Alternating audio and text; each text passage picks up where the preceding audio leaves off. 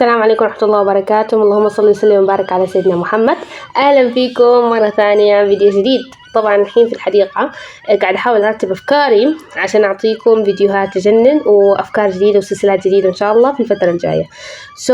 هذه السلسلة بعنوان يلا نجرب.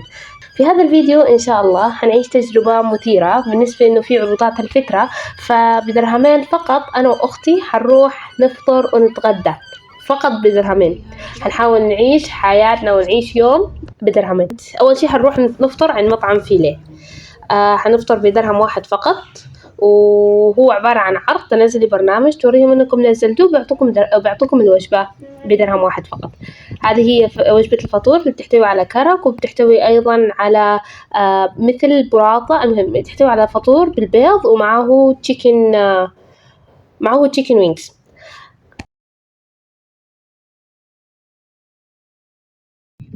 هاك بعد ما فطرنا الحين رايحين للمطعم الثاني اللي حنتعشى فيه. فالمطعم الثاني بياخد شوي تقريبا وقت نص ساعة لساعة بالسيارة، فالحين رايحين له. اوكي وصلنا الحمد لله. هذا هو المطعم الثاني. طلبنا ساندويتش شيكن معاه بوتيتوس وبرضه بدرهم واحد. بس نزلوا البرنامج ووروهم، وهذه التجربة اللي هي حتنتهي خلال شهر نوفمبر إن شاء الله.